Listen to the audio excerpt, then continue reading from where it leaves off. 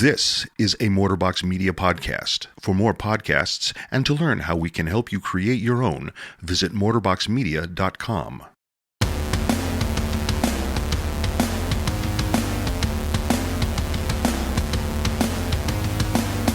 Welcome to Women AF, the podcast where three friends are joining you with three perfectly sounding brand new mics. Yay! Yay! Some of you may notice, if you're super extra observant, that Danny sounds really good this week. I sound so good.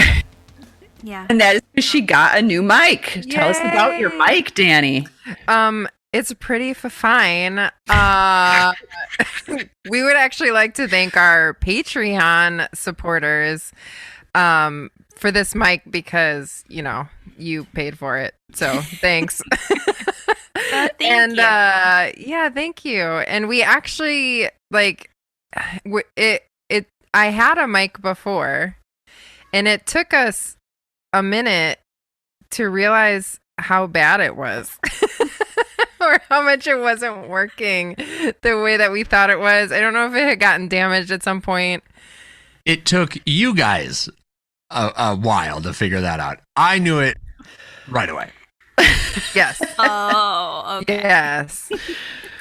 Well, we're all on board now, and there's a new mic, and it's all good. And it's beautiful. It's beautiful. And it's red. It is. Yeah. It's more of a dust. It's like a dusty... Rose? No, more of a burgundy, a wine color, if you will. It is a wine. Oh. It's a wine mic. Yeah, I like it. It's pretty. Mic. Oh, well, wine for fine. I think we need to go into naming products. I think that's what we need to do because we're real good at it. I think so. This is my new red blend wine. Wine from the fine microphones. Yes. I love it. I love it. Oh, that's great. How's it going, everyone? What is new? Tell me your stories. We got a fridge. Oh, yay. You got a fridge and you love your fridge, right? It's funny because I pull food out of it and I'm like, whoa, this is cold. Really? And it makes me realize how not cold the food was before. And I opened a new gallon of milk and I smelled it and I was like, oh, this doesn't smell weird. And it also tastes fine, and it's been in the fridge for more than 2 days. How does this work? So then I was able to go grocery shopping, and I was like, look at all these foods I can buy now because I'm not worried they're going to go bad in 2 days. So it was very... How did you manage for so long not knowing how bad your fridge... I mean, that sounds terrible. Well, I think because it was it was slowly going bad. Yeah. So I think it just kind of gradually, our food was going bad faster and faster. And so I kept being like, why does the produce from the grocery store just suck? Why is it going bad so fast? And so it was just kind of or why? And my parents would be like, oh yeah, we noticed our milk's going bad. So then I was like, oh, maybe it's just the milk. I don't know. So it was like your mic. It took you a while to be like, hey, this thing's just not working. Yes. Yep. And so I mean, it wasn't even until the last. So we knew we were going to have to replace it. We were just hoping we could push it out. And it wasn't until the last couple of weeks we're like, this milk is going bad really fast, within 2 days.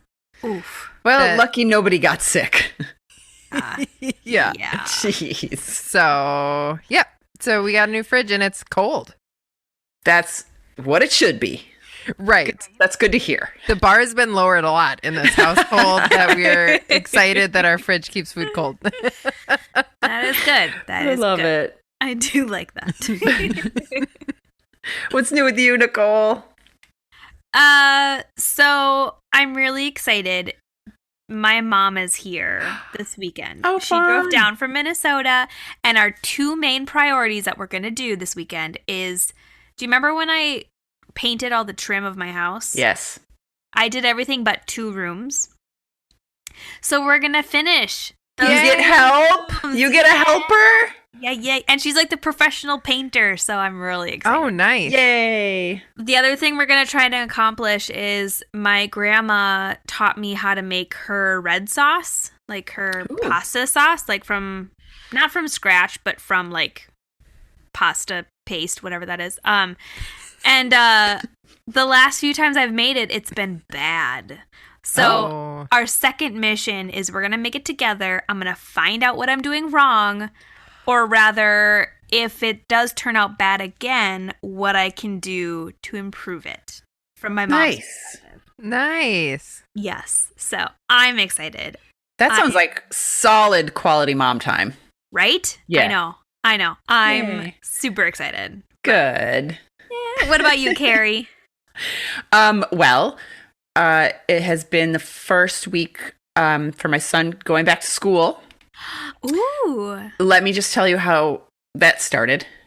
So like he was real mad about it, right?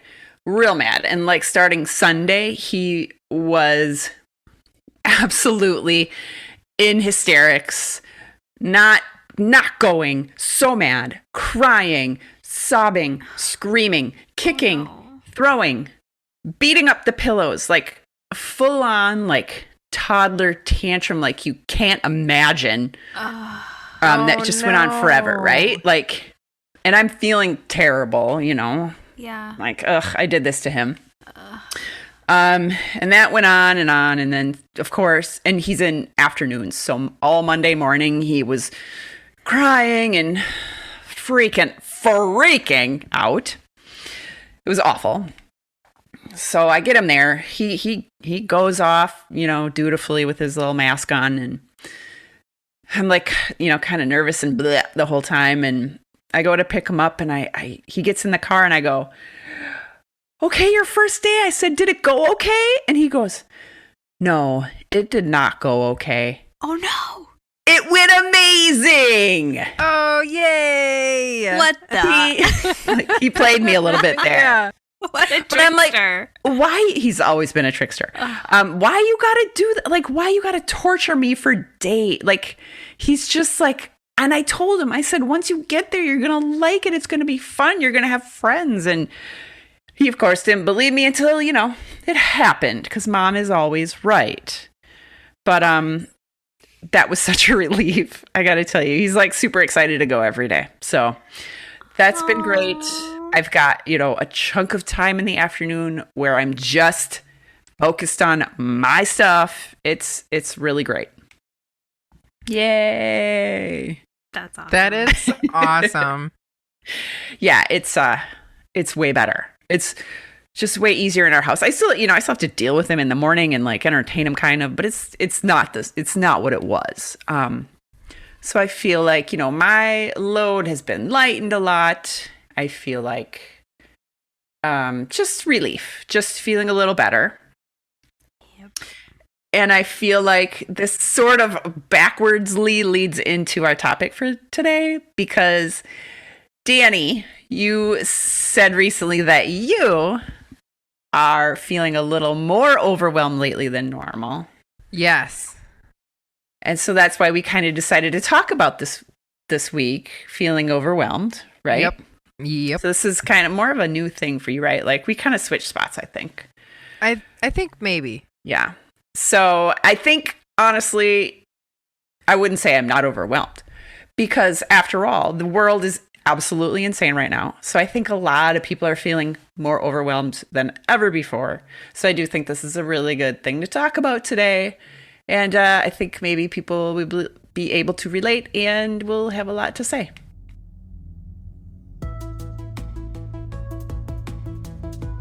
By now, I'd bet that those of us with less than perfect eyesight have discovered the benefits of buying glasses online rather than at the optometrist's office, right? But one big problem that I've run into is that there are so many places online to buy glasses. How do I pick? Well, I've done my research, and I'm here to tell you Zenni Optical is the best place to go.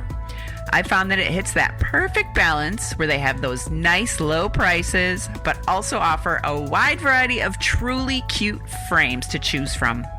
And the quality is definitely there. I have a pretty high prescription and astigmatism, which is a bit of a risky situation for buying glasses online, but the ones I've gotten from Zenni are absolutely perfect.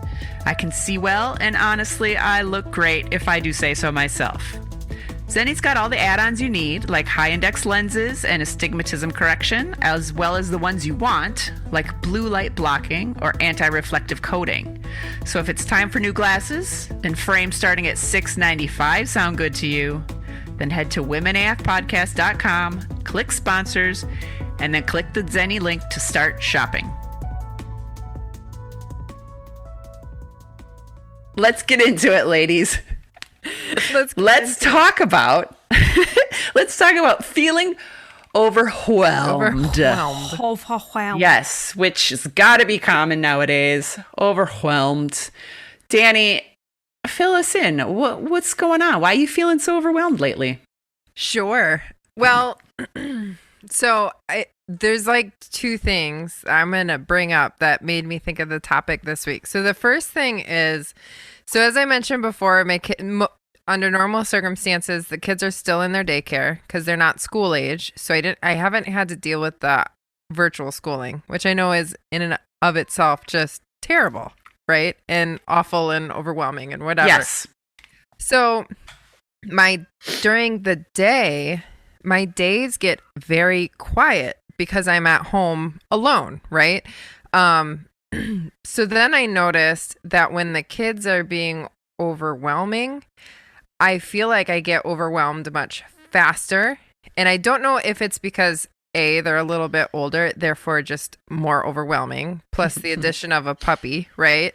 Oh, yeah. Or is it because, like, you know, when you go into an office, like there's more input happening, right? Like you're hearing more people are coming up and talking to you. It's not just quiet all day long, right? So then I feel like I go from quiet all day long to all the, like, okay, right before I messaged you, both of you the other day, I was sitting on the couch and Phoenix decided to climb on and try to sit on my chest, and Nova was pulling on my arm and the dog was biting my knee while Daniel was trying to have a conversation with me and the TV was on, and I literally just pushed Phoenix off of me, stood up, and I was like, nope. And I like went into the other room and I was like, everyone needs to like not climb on mommy. And so like that was a legitimate like moment where I had a full on like claustrophobia situation because, you know, I had a toddler wanting to watch Dora by sitting on my chest, which is like, you cannot sit on the couch right next to me. Right. And then like, you know, like 5 people trying to get my attention. 4, but it felt like 5. But, you know, so it's like 3. How many people are in my house? I don't know. Too many, apparently. Too many. There was like, it felt Plus like a there was more, dog. plus a dog. Yeah. 3 people and a dog. So, but then, so that's what started this conversation from my end. But then the next day, Daniel had found out that he had possibly been exposed to COVID at work. Yes. And so what makes this tricky is that the woman who was diagnosed with it was diagnosed on Saturday. He had been there the previous Monday. So she may or may not have had it when he was there. Of course, everyone had masks on with social distancing, whatever, but you know, we have to be safer rather than sorry. And so, you know, the kids are out of daycare. They're at home with us. We are both at home now, quarantining until we get his test results back, just to make sure that he's negative. And just to go on the topic, that is my dog in the background. Playing with my kids. Nice. Your microphone picks it up really nicely. Oh, great. Thanks, Patreon people. So everyone's home, and these test results take 3 to 7 days. Oh, God. Right. Yep. So now Daniel and I are trying to like handle that everyone can hear in the background while the other one's on meetings, or like I had to do an actual presentation with a PowerPoint the other day.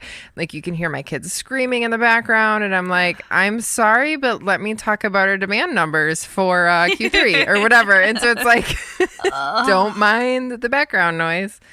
Yeah. So. Yeah. So you're getting that everyone at home situation. Yes. Which is basically what was like breaking me. Yes. For the past couple months. Yeah. So we actually have switched spots. Yes. Yes. And I'm so sorry. It's really, really hard.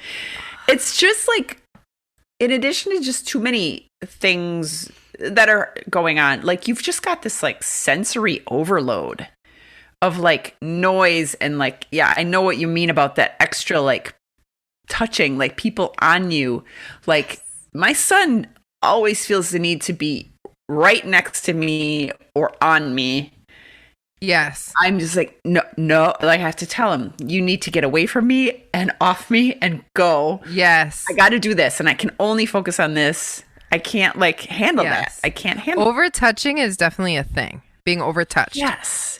Yes. All moms know this. Yes. My daughter started doing this thing where she will run into my butt so that her nose will line up with my butt crack. And then she'll go, ha, my nose is in your butt crack. And then I'm like, stop it. And like, I'm trying to like push her away. And like, she just thinks it's the funniest thing. And I'm just like, this is not funny. Don't do that. Disgusting. Yeah. Disgusting. Get off of me. But then they think it's funny. Yeah. Yeah. No, I don't like that. No, my oldest. Adam seems to think, yes, it is a little funny. My oldest, one of her things that she loves to do is as she's like going in for a hug, she shoves her at least one hand up my shirt and just like, I'm under your shirt. But like she's close to other areas of me too. And I'm like, no, you get out of my shirt. You don't do that. Like, but she thinks it's so funny. Kids, it's too much. It's too much noise and it's too much touch. Yes. Yep. Nicole, have you been overwhelmed like with your new work at home situation? How are you doing with this? I feel overwhelmed a lot. Okay, so I have two things. At work, being that I'm learning a new job, there's new norms that's happening, and working from home. Like, I get so many emails that I can't keep track of. And so I'm so overwhelmed, and like people are asking, did you do this? Did you do this? Do this? And I'm like, I think so. And they're like, no, reply. Don't talk to me. Reply to that email train. I'm like, I got to find the email train. So like overwhelmed and just learning the new processes and learning kind of what the expectation is. Yeah. And then also overwhelmed. So what was it? On Sunday night, we went over. So my kids go to daycare, which is really nice. But it's also a little bit disheartening for being a mom, just because like we went over to the daycare lady's house because she invited us over for dinner. So we're like, great, you're going to spend all day with my kids tomorrow. 'Cause it was Sunday night. I'm like, you're going to spend, all day tomorrow. We went over there. My kids went batshit crazy because it was out of the norm that they were at her house at a different time of the day. Like it was dinner time and it wasn't like their normal morning time. So they just went like off the walls. My youngest literally was on top of the couch rolling, like rolling over and over and over again. Just like so excited about life. And I'm like, what are you doing? Like she almost fell off a couple times and I like caught her and I'm like, no, I try to guide her to something else. But like, I only get to spend time with my kids during the weekdays, like 3 hours. That's it. And in those 3 hours, normally Jared gives me a break. Like he's like, all right, me and the kids are going to go for a walk. Or, hey, do you need a shower? You go shower by yourself. Like I'll take the kids. Like he gives me a break. But even then, like I feel like such a shit mom because those 3 hours of the day, I'm overwhelmed all the damn time. Like, the kids are on top of me, the dog is on top of me, and Jared's trying to talk to me, and I'm like, yeah, what is happening? Like, and the TV's blaring, and like, and I literally had one of your moments, Daniel, where I'm like, no, I can't. Mommy's got to step away and go shower or something. But after that happens, the mom guilt runs rampant. You absolutely, I mean, you're going to feel the mom guilt, but that's every mom every day. Like, yeah, we're expected to do a lot and deal with a lot and, do it always smiling and perfectly. And that's just, right. It's that's too much to expect for a lot of us, honestly. So, yeah. I mean, don't feel bad because I feel like you're doing the right thing in taking that time when you need to take that time before you blow up and, scare your children. So I think you're doing it just right. That's good. And so my kids, Mally's at the age when she's starting to understand that I'm not paying attention. So the other day she wanted to read a book with me and she sat right next to me and she's reading the book to me and Emmy wanted to be right on top of me and the dog was barking at me. And so I'm kind of paying attention to Mally, kind of paying attention to Emmy, but like every single time I moved my eyes, my Mally would go, Mom, please pay attention to me. And it broke my heart. Like, I'm trying. Like, I'm here. I'm trying. Just be like, there's only one of me and there's 3 of you. I know. It's really hard. Yeah. You guys are talking mostly about like family and home and all that being overwhelming for you. But when I think about overwhelming for me, it is my job. It's always work. Is that not the case for you? I mean, don't get me wrong. My family overwhelms me every day. But like, I'm the one that's constantly at work panicking. I'm a panicker. Yeah. Is that not you guys? Is that just me? Well, Carrie, you and I have worked directly together before, so I think we both know that we have a very different work style. Yes. But for me, yes. where I don't so much panic at work, I feel like I'm actually pretty calm about work stuff. Where it gets intense for me is like, I'll have like 8 meetings in one day. And like all of the meetings require me usually to be speaking or to like know what I'm talking about to some degree. And so like usually by the like some of the later meetings, like I really have to sit there and like think, what am I talking about? What is this meeting about? Am I leading it? Am I listening? Am I supposed to have a presentation? Like what? and then if like I have higher ups in the meeting with me, they will always ask me a sideball question. Like it'll be like, well, how many of, these did you do last week? And I'm like, I definitely do not know that number off the top of my head. Somebody asked me what the demand number was for like a particular thing and I was off by like $1 million. So I was like, my bad. I will check those numbers. Whoops. Whoops. So it's like, I think part of it is like, I just feel like I have to be on the ball all the time because if I mess up, and especially because I have direct reports, I also have to be paying attention to what they're doing because if they mess up, then it is my responsibility that it went live that way, So I think for me, the overwhelm is just trying to keep track of everything and making sure everybody is doing everything right, myself included. Because I don't know, it was a week and a half ago, I made a really dumb mistake. It was like a really easy thing. And it wasn't detrimental or anything, but it did mean that like at 5:30 on the Friday before Halloween, I was working to fix the thing that I messed up because I had to fix it before the weekend, Yeah. So it's like, for me, what is overwhelming is just trying to keep track of all the things and all the people doing the things. Yeah, you are juggling a lot of balls. All the balls. I absolutely would not be able to do that.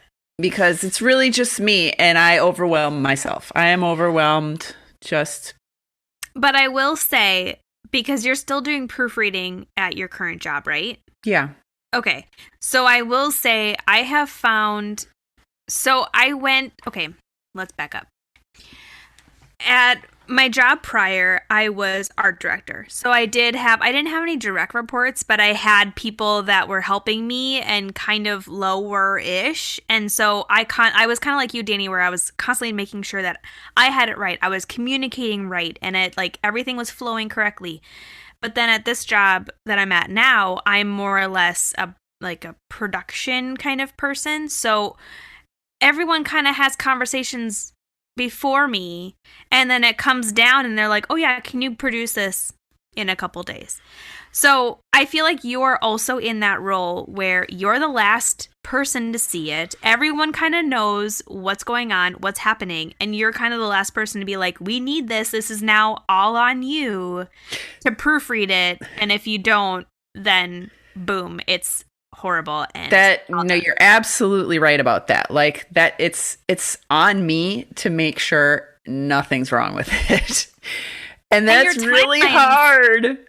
And your timelines must be crazy bad too. Because I know when I directly worked with you, I was a bitch to work with because I had a lot of RFPs that I had to do. And I sent it to you and I'm like, hey, can you do in 2 hours? It's fine, right? RFPs are tough, yes. That's just an RFP. That's not you. But yeah, that's also part of it though, is that my I would say most of my the majority of my deadlines are same day deadlines. I get constant project, and I have to have the project done that same day. And so that's the thing. I'm just kind of constantly taking in work and trying to organize it and not miss any of those deadlines. So. Can I interject really quickly? Yeah. Nicole saying she's such a bitch. And her explanation of her being a bitch is she says, it's due in 2 hours. Is that okay? Wow, Nicole, that's so bitchy. Yeah. It really is. Well, I would offer Carrie candy. I'm like, I'll give you candy. Do this. Wow. I mean, I cannot think of a bitchier thing, right? Than offer somebody candy. It's true. Awful to work with. Absolutely awful. Terrible. I do have to say the biggest difference and probably the reason I'm less panicky about my job is because the way SEO works is you have to do it so much in advance. So if once you get to that time, it's not working, there is nothing you can do. You can't do something today to change something for tomorrow. You can do something today to change something for next month. So normally when everyone in my department is panicking, I'm like, try to get it next season, I guess, because there's just, it's literally you get to a point where you're like, well, you really cannot do anything about today, Yeah. Well, yeah, that brings up a good point. And are you overwhelmed by things that you cannot control in your life? Which I feel like right now, there's a lot going on in the world, It's constant and things are weird and chaotic. None of us can control any of that. But you feel that, right? That's kind of closing in on you. Are you able to be nothing I can do about that. I'm good. I have a philosophy. Well, I don't know if it's a philosophy, but I tend to get more overwhelmed. I don't think this answers your question, but I'm just going to say it anyway. Yep. I tend to get overwhelmed. So whenever I art direct photo shoots, right? Before I actually am on set directing it, I stress over the littlest details. If this person's shirt doesn't fit, what are we going to do? If this person doesn't show up, do we have any backups? I stress hardcore, and to the point where people are nervous for me. They're like, are you okay? Will you be okay? I'm like, yes, it's fine. It's fine. We got this. I have chocolate. I'm fine. Let's just go. That's my solve for everything. It's just chocolate. But then when the shoot day happens and I'm on set, I am calm as a cucumber because now it's in the hands of God, in that whatever happens right now, I can't do anything about it. We've done everything we can. we'll just do what we can and that's it. So I kind of go both ways where depending on the situation, I'm like, fuck it, it's gonna work out. Whatever will happen, we'll make it work. We'll MacGyver the shit out of this. But beforehand, I'm like a stress ball pulling out all my hair, freaking out. Yeah, maybe you need to go through that stress to get to the point where you can just let it go in that moment and be like, I did everything I could. Right? Yeah. And I've even had like stylists or no, other people comment on like, you are such a calm art director. And I'm like, I wasn't seen me 2 days ago. I wasn't 2 days ago. Yes, it's true. So I've seen in like the news and like articles and stuff lately, the idea of crisis fatigue pop up. Have you guys seen that? No. Yeah, Okay. I have. Oh yeah. They're talking about crisis fatigue as a response, kind of just like a group response almost to everything going on right now. Pandemic, protesting, switching presidents ish, election stuff, all that, mainly pandemic, just because it's been going on so long.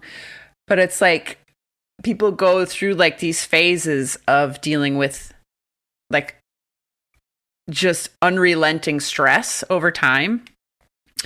And it seems to be that we're all in like the final phases, which are just really bad, really harmful, terrible for your mental and physical health. And so, to what degree do you guys feel like you're feeling this crisis fatigue? And is it like overwhelming you on a day-to-day level? Like, I feel like I'm really just always an overwhelmed person. As I said to Danny, I'm the queen of overwhelmed. That's just my nature. It's how I've always been. Like, I got to do this, and I got to do this, and I got to do this.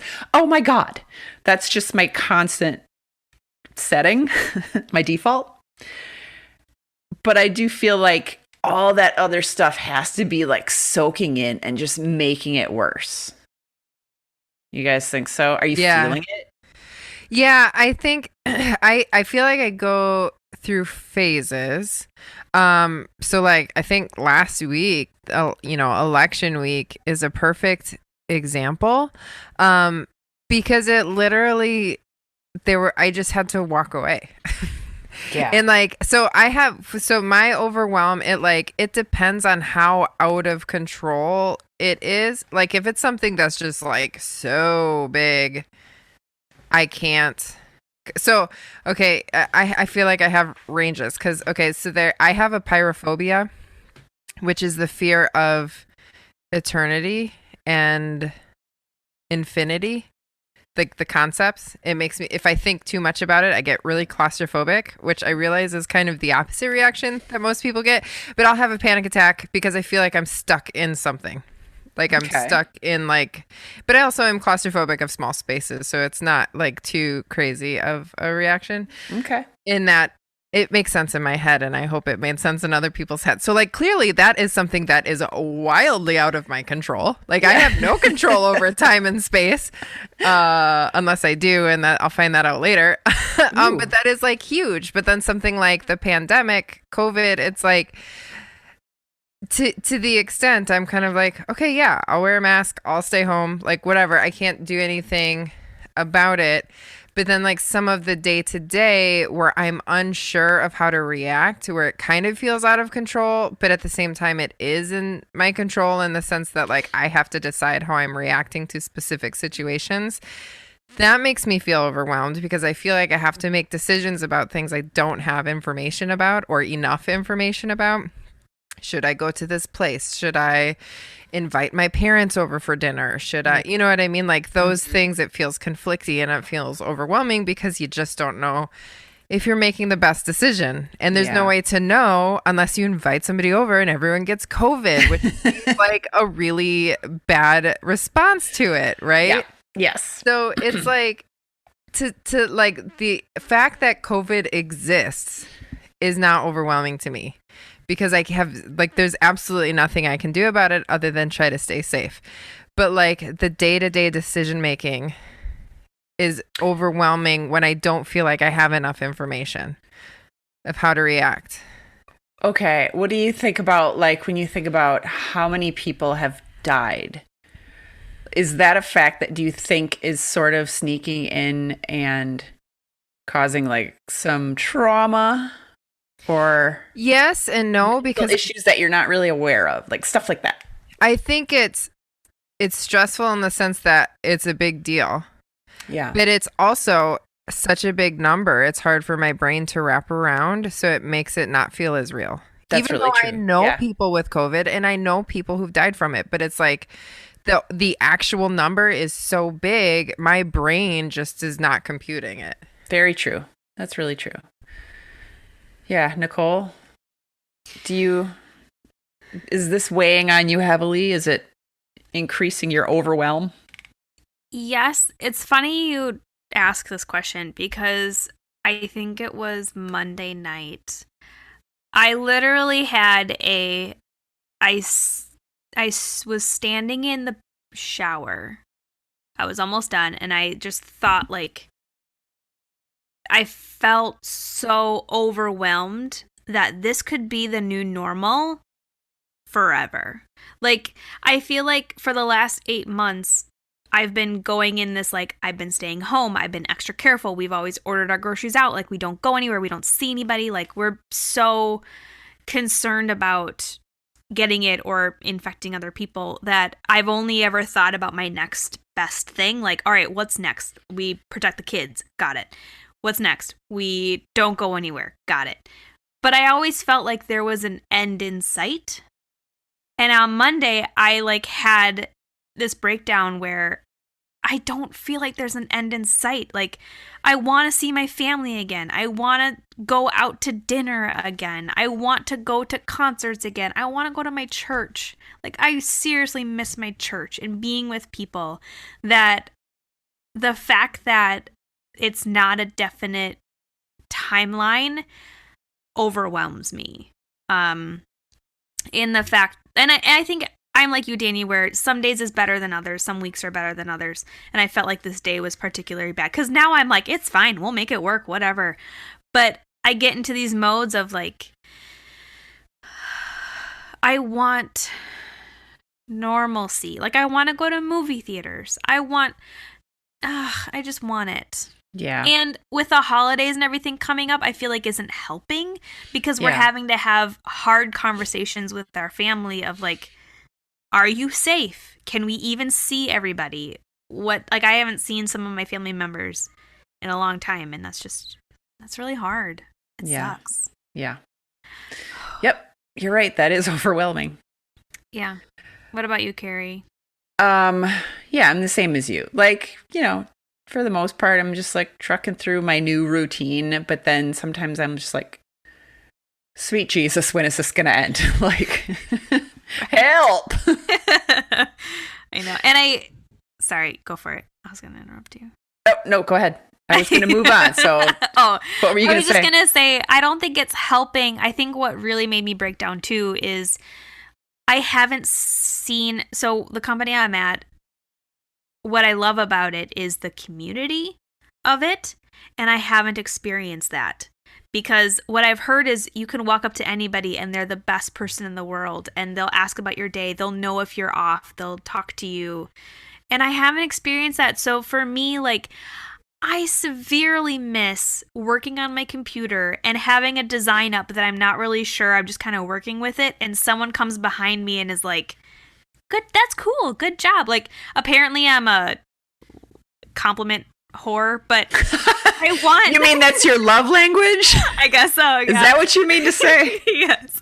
But like, I miss people. I miss working with people and like, yeah, I feel like in the before times, you already had these kind of like breaks built into your day naturally that would be helpful for the overwhelming feeling. Like, just like commute, a drive to work for 25 minutes and I'm listening to a podcast. I'm not focused on, all the deadlines I have to meet that day. I'm just like in my little podcast world listening to something.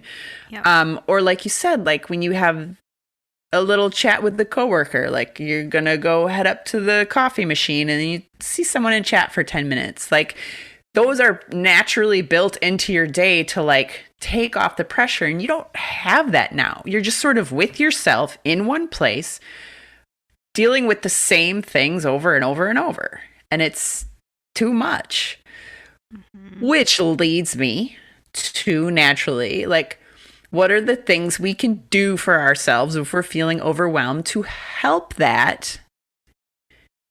And I think my plan should be to create some of those breaks somehow into my day. Like if I get out of the house and just walk around the block, you know, maybe equate that to like my commute. Like even turn on a podcast.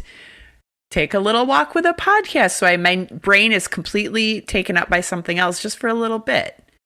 I think that would help so much. So what do you guys think? What can you do to like break that cycle of just feeling overwhelmed?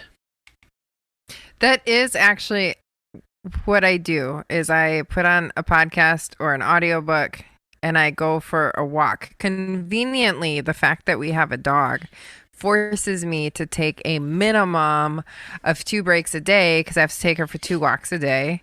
Perfect. Like a walk, not just outside to go to the bathroom, right? Because she's a blue heeler, so she's got a lot of energy. So if I don't take her for 2 walks a day, she will be a little shit the rest of the day, and she'll be nippy and just like so and annoying. You'll be super overwhelmed. Right. So I know if I don't take her at least twice a day, I will lose my mind that night. So it forces me to I take one mid-morning and mid-afternoon, a 15-minute walk, guaranteed with something I'm listening to. You know, I try to also get a walk or a run or some type of workout at lunch. I can tell when I don't work out, I am that much more overwhelmed at night. Something about just like sweating makes me feel more of a calm person. Sure. Or I energy watch, out. Yeah. Yes, energy out. Or I watch Cold Case Files. That'll get your brain off it for sure. So I don't know why Daniel's like, why do you watch murder shows to calm you down? And I'm like, I don't know why, but I get it. I think because you're like so focused on what's happening in the story and who was it and did they get justice and what happened? Like you're just not thinking about anything else. Mm-hmm. So, yeah, Nicole, any tips for us? I agree with you, Danny, in that like what was nice, especially with working from home, is I would run. Like I would just get out every other day. I would go for a run. And I've actually run to Carrie's house twice. And watch out, Danny, because I'm coming to you. Not yet, because it's a long ways. So give me time. and it's a highway, so be safe. Please. That's true. Oh, but like the ability to just get outside, move, see the sun. It's so refreshing. In that I always do it at my lunchtime. So. If I have a bad morning, I can just go run outside, forget about it, just completely de-stress. And then when I come back, I'm so much more re-energized, more motivated, more just ready to tackle whatever I need to tackle. Another thing I do, I have a lot of hobbies, depending on the season. So I have plants that I love. I also love photography, so I do photography stuff. I also love to watercolor, so I do watercolor and drawing stuff. Like, depending on what time of year it is, I'm normally doing some form of immersing myself in a hobby. That helps me, it de-stresses me, it challenges me to do something outside of being a mom, also outside of being a worker bee, like just something I want to do helps bring back who I am. I don't know. That makes a lot of sense. Actually, recently, I was listening to like a presentation, and they were talking about like kind of being in the zone, like where you're almost on like another plane, like your body is like doing just what it needs to be doing, and your mind is super relaxed and everything's just like going the way you want it to. And I was like, okay, I know that feeling. I've had that feeling, but very rarely. But it's like in high school in art class, I would just go in and paint. I was like painting like big pictures, and I was like, I should get some paints and get going again, and just you should see if I can try to find that like peaceful, like just real chill, blissed out feeling that I used to have. I have some canvases if you want a canvas to start. Ooh. I have some. All right. You should do it. I should do it. Yeah. I love think- this idea. Yeah. Me too. As long as I can like not have to be perfect with it Yeah. and just make it like flow. I think that might help me out. Yep. All right. I Well, I'll think you do should. that, and then we'll post it Yeah, you will. or whatever. But don't think about All right, posting it while you're doing it, or you'll probably Oh, God, no. stress yourself out. No, I'll never get in that zone. Yeah. Yeah. I mean, even Also- if it turns out real stupid, at least it's fun, right? Yeah. Right. We can laugh at it. I'm cool with that. Yeah. Also, just know if you go through that, there's always this stage when you're in the zone or creating something that you think it's shit. Like, there's this point where you get maybe like 20% into it and you're like, this is horrible. I'm a horrible human being. What is life? Just know it happens to everybody. Continue forward because that's what everybody else does. Continue Okay. forward. All right. I will keep that in mind. Yes. Push Do it. through. Push through. All right. Well, that is ending on a very positive note, I think, right? We're going to push through. We're gonna push through. Yeah, we That's got right. this. Yeah, we can work through this overwhelmed feeling, and I'm sure there will be a light at the end of this tunnel. Yeah. And we are Women AF, and we know you are too.